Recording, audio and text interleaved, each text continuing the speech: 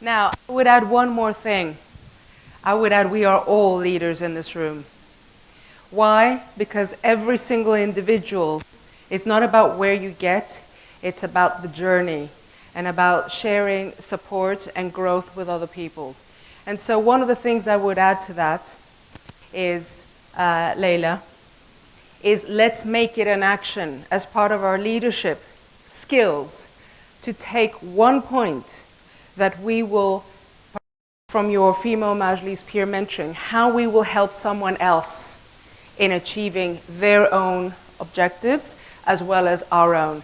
Would that sound good? Can we all do that? Because you've been paired up with someone you don't know anything about, but you know that they have a challenge and that you could potentially help them. Let's make that at least one action that we can take away. And thank you very much, because that was very powerful, just like you are. Mashallah. So, over to our next panel session. No, I lie. I'm making this all up. We actually have a presentation from an amazing woman I met this morning. I'm so sorry, I'm running ahead. This woman I met over coffee, and she left an indelible mark. And the session is called Shoppers to Shapers, How Women Will or May Not Define the 21st Century. I invite Susan, founder of Smart Women Rising, to join me up on stage at the podium.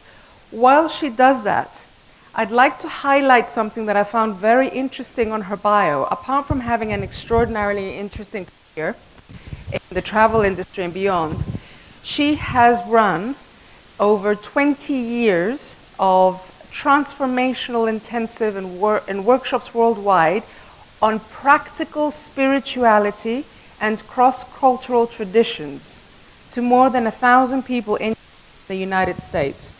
This is fascinating because being transformational and being spiritual is a very important element of leadership, especially in a region like this. So Susan, can't wait to hear what you have to say. Thank you. Much. Thank you, everybody. I'm so privileged to be here. And the first thing I'd like to do is acknowledge each of you for being here, all the delegates and the speakers, because it took something to get here, didn't it? You know, aside from the planes, I just met a fantastic group from Ghana. Some of you are local, 25 minutes away or whatever, but it took some organizing, right? So let me just ask you, how many of you here have children? Can we just raise our hands? Oh my God, I love it. So that took some organizing, right? You got to deal with the kids just to get away. How many of you have spouses? Yeah, that took more organizing, right? And how many of you have parents and pets and day jobs or entrepreneurships? That's the one I love, the woman who was speaking on the platform, leaves her son at daycare or wherever it was. Yeah, we all know that, right? And maybe you had to get to the store to pick up a last-minute item or make sure there was everything the household needed before you left, or doing some last-minute online paying bills or filling in some forms while you're closing the suitcase. Does this sound familiar to anybody? Or are you all single-focused, one thing at a time, you finish it, you put it aside, you take on the next thing?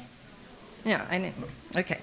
So when we stack all of those demands went on, and you know, it's interesting, we are such an international group here, but this is women, right? There's a commonality, there's a culture called being a woman, and that's what we're going to talk about. And when you stack all of those demands on top of each other, one on top of the other, okay, you can call it organizing, but we call it juggling. And we're expert jugglers. We are wives, some of us are mothers, some of us are both, and all of us are daughters. And this has made us excellent jugglers. And we're going to talk about our excellent juggling skills a little bit later, while they are our best friend and our worst enemy, and the price we pay for being oh so capable. But first I want to talk about something else that we as women do exceptionally well. How is this microphone? Is it good? Not too loud? Because I could probably do this without a microphone. Okay. So I want to talk about another skill that we have. It's really, we don't get much credit for it, but it is our secret power. And when we do think about it, I want to say when we think about women's secret powers, we might think of our ability to communicate and to forgive, where we build bridges, or maybe our ability to charm and get what we want, because that's us too, right? Or our ability to teach and raise our children, our ability to carry, care, and care for. But the secret power I want to talk about is rarely discussed as a power. It's usually seen as a hobby or a pastime, and sometimes a fault. Anybody have any idea what it is? Sorry? Communication? Yeah, we got that. But it's not our secret power. Compromising, yeah. So all of these are fabulous qualities which we embody and we can all perfect as we go. But I'm going to talk to you about something nobody talks about. Our secret power in today's world and in today's marketplace is we shop and we talk. We shop and we talk, and we're experts at both, and we probably all have some man in our life who would like us to do a whole lot less of both of those, right? But I'm not making jokes about stereotypes here. I'm talking about the two key elements of today's marketplace: influence and impact. And women hold the reins to both of those. Now, you know I'm from the States, and it's no secret that the US economy strongly influences the global economy. But what you might not know is that American women comprise 80% of consumer spending in the United States. It's 12 trillion of 14 trillion of the gross domestic product, the GDP. Women are spending it. The numbers worldwide are just as staggering. Globally, women control 20 trillion of consumer spending. They make the final decision for buying 91% of home purchases, 65% of new cars, 80% of healthcare decisions, 66% of computers, and the numbers are going up. The astonishing fact is that altogether, women represent a growth market that is greater than China and India combined. Almost double. If you're not selling to women, you are not selling. And there's the second thing that we do great, that we're really talented at. It's the talking part. Women are more likely to read online reviews, post online reviews, share with their friends, pass on a tip, talk about a great promotion going on. We share. So when you sell to women, you're more likely that your product will get talked up and talked about. We actually do the upsell. Today, this talking business has become big business. What we used to consider just chatting has become a career option. Influencer marketing, music, fashion, clothes, healthcare, gym workshop, shoes, everything that we buy is being marketed through women online. Soft drinks. 93% of all of the major corporations are using influencer marketing. Do you know about influencer marketing? Do you know what that is? It started with celebrities representing a product, Nike shoes. They get some big basketball player to rep them. But now, where it's gone is online influencer marketing. We have teenagers who have 500,000 and 1 million followers.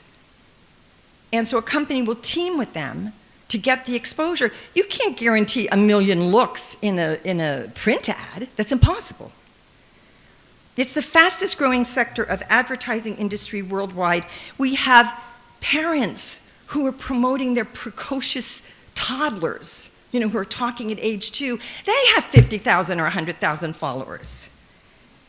But 86% of the largest online influencers, you know it, it's women.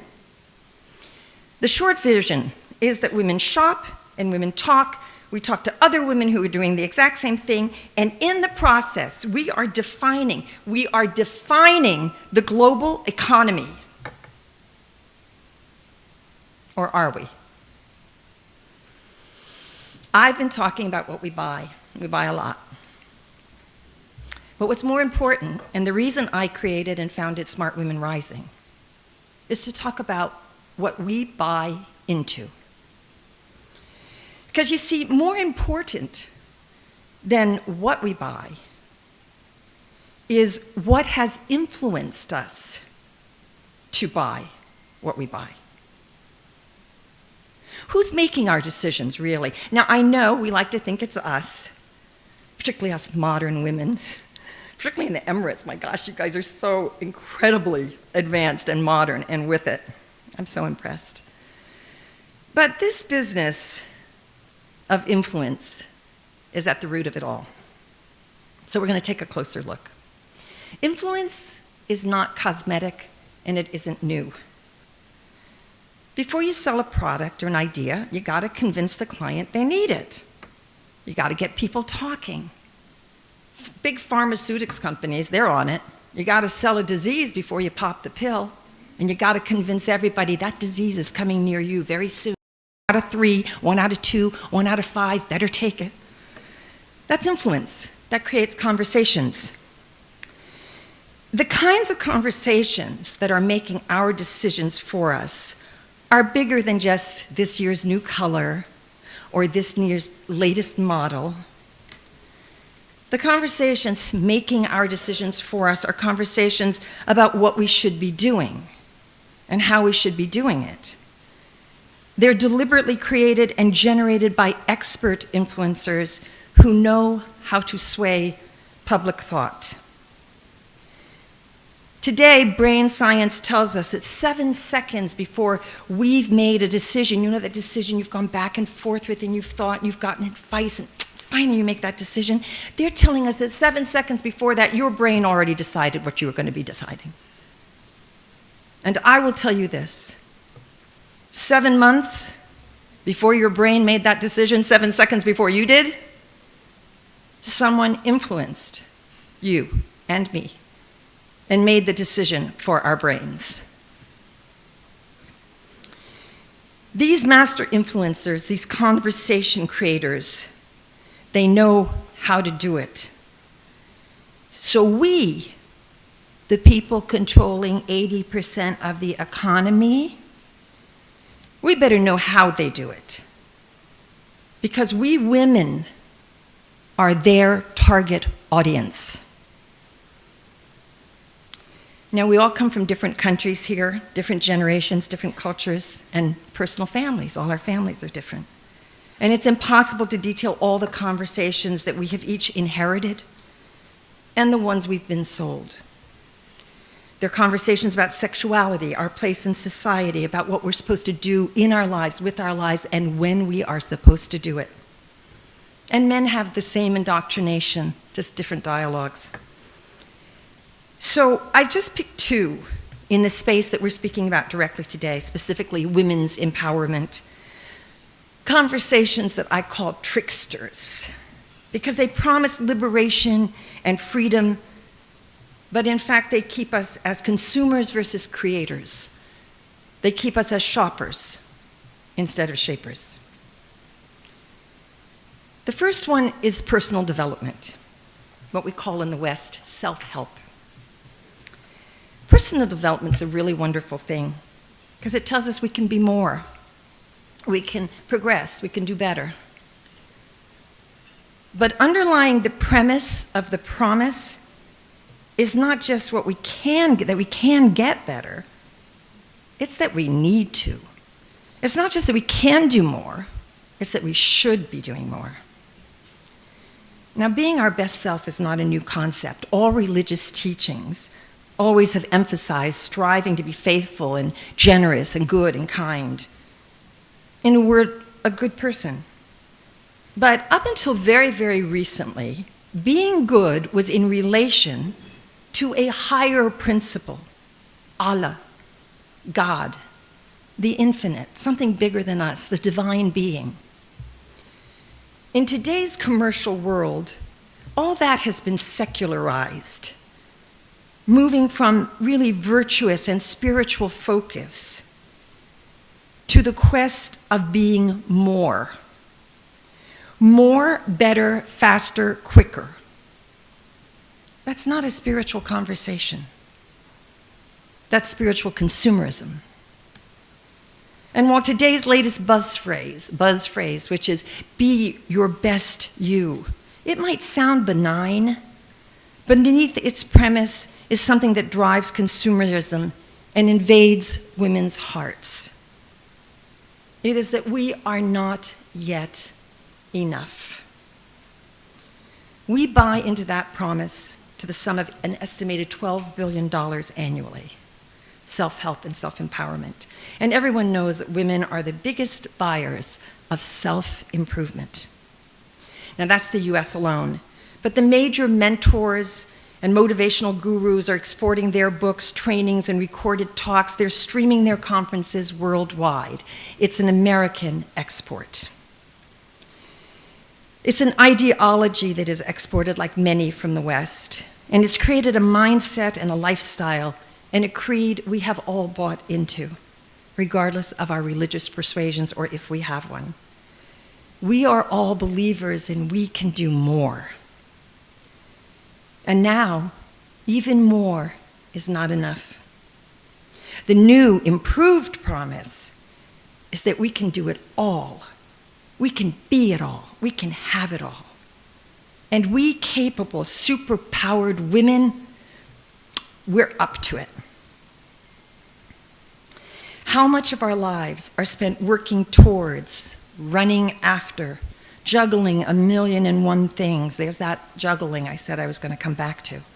Stress eating, then trying to drop the extra 5 kilos, make a difference, give back, get to the gym and eat some kale. Is kale a conversation here in Dubai like it is in the States? Yeah. I mean, kale is a conversation. Kale got promoted. You know, we're still trying to get some press time, right? Kale's got it. Being a woman is sold to us as a very busy business and an expensive one. It might be why we're spending all that money, you know, that's controlling the economy. It's just to like keep us going practically. And we keep buying into better. So we get better and we get better and we get better because that's what we're buying. But do we ever just get well? And you know what I mean? And I know you know what I mean. We're tired. It's exhausting. We need a new conversation about being women, one defined for women, by women, about women. And not just a handful of women who get together and say, some 60 years ago, this is women's liberation. We're going to focus on 1 or 2 things. No, a conversation that is generated by the 100 or so, however many we have here, 200 in this room, that kind of conversation. And we need to take it global, the way all these other conversations have gone global. And to do that, we need to start from a different premise, something outside of becoming, getting better, and always trying to get somewhere. And the minute you get there, you're trying to get someplace further. Now, you might be thinking that the new conversation for women is about empowerment. That's the second myth I want to talk about. And Christina was stealing my show. Every time she got on stage, I was like, oh my gosh, no wonder we hit it off so well. The context for women's empowerment is pretty much centered around very arguable points. We don't earn equal pay. We aren't represented equal in government. And I know about many of the initiatives here in Dubai, which are just amazing, in the Emirates, actually. C-level jobs, science and technology. You have a mandate on science and technology, 50% of the Emirates space program is women, 25% of your ministers. It's impressive. It's a rare country, and you know that, and should be very proud to be part of it. Yeah, thank you. And all of these areas are vitally important to the progress and maybe the survival of humankind. But underlying our conversations about women's advancement, underlying it, just scrape through the surface a little bit, is that we don't have power, and we don't have enough of it, We need to get some. 100 years ago, American women believed that if only we could vote, we'd have the power. It's 100 years ago, 2020 is our centennial of the vote. Well, how well did that work out? Now the promise is that working in technology will give it to us, breaking through the glass ceiling will give it to us, earning as much as men will give it to us. We don't have too many men in this group, but I'd just love to ask you, do you all walk around telling yourselves every day that you have all the power? Do you feel like really powerful every day? I would be surprised. Because power is not outside us, no one can give it to us. It's not like gold or oil or Bitcoin. You can't count it, you can't store up on it. You can't go and borrow some from somebody else when you're running a little low. Power is something we are. It's not a thing. It's a do. It's a capacity. But until it's used, it's just a potential. The women's empowerment conversation is a funny thing. Sounds like progress. We control the global economy. We're raising the next generation. We've been raising the next generation since like ever. So maybe we're raising our kids with the same inherited conversations and unexamined conversations our parents passed on to us. This isn't to add more blame to women, because blame is not what I'm selling. It's a glutted market. It goes hand in hand with not being enough, and we've already got enough of not being enough. What I'm selling is the need to get smart. I love all the qualities everybody's brought out about leadership and C-level jobs and all of that. It's just great. But we've got to break certain paradigms and presumptions and propaganda that have kidnapped what could have been a genuine liberation for women. Instead, they've got us fighting for a bigger piece of the same old pie, the more, have it all, be it all, need it all, gotta get it all pie. The world needs a new pie. And we women are the ones to lead the way to creating it with men. Because we have another secret power. It's our biology. Our biology is not our weakness, it's our strength. From the time we are very little girls, we learn that we have a secret place inside us, a space that can carry another human being. We learn that our tummies will get very, very big, and then we're going to have the baby. We're going to push the baby out. It will come out of us. It will come out of our very own bodies. Our bones will move aside to make room for the new. Now, whether we've personally born children or not, women are built to carry, to care, and to care for.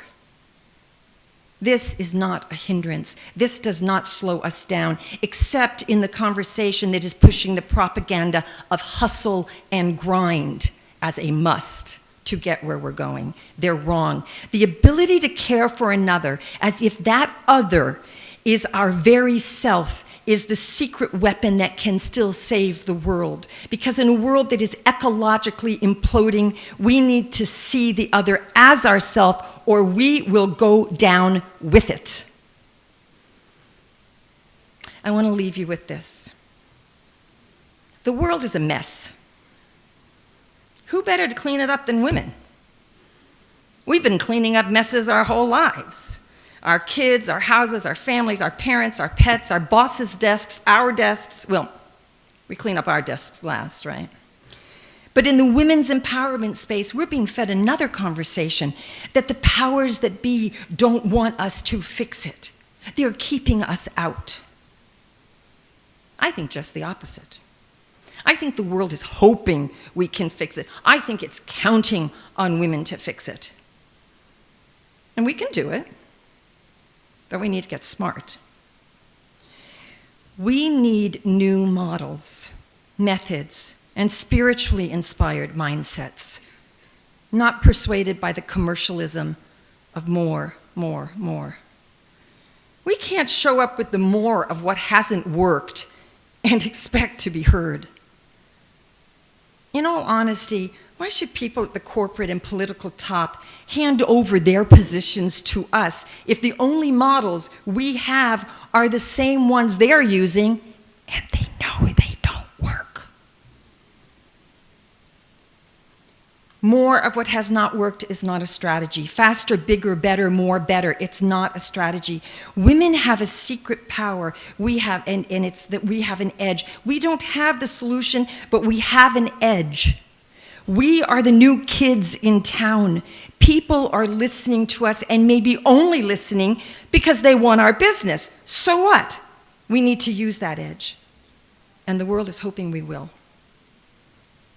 But will we? We here in this room, both men and women, are each carving out the promise of an inspired destiny. You do it in your prayers, you do it alone, you do it when you doubt, right? How do I know? I don't know you. I know you're here. That means you show up. We're listening to our calling and answering that call in spite of everything we are not. And along the way, we're coming to discover everything we are. I want to leave you with one last thought. Shoppers have a lot of power. We talked about all that. But shapers are different. Shapers fight for a new dialogue, not just their turn to talk. Shapers define a new sense of authority and power, not one that struts around saying, I'm bigger than you, and then falls on the world and crushes it, but a power that engages the world so it works with them and for everyone. A world that wants to be helpful and part of the story, part of the new story, because it knows it has a place at the table. Shapers, this is our power. We have to use it strategically and audaciously and go against the status quo, challenge ourselves to see how much we're buying into and how much we're being sold before we go and become the sales agents for it ourselves. Do you want to be a shopper of whatever the popular conversations are and influence masters of peddling? Or a world-class shaper who can help define the new conversation and design the 21st century? That's my offer. The 21st century. No, literally. The 21st century. Take it. It's yours. Thank you.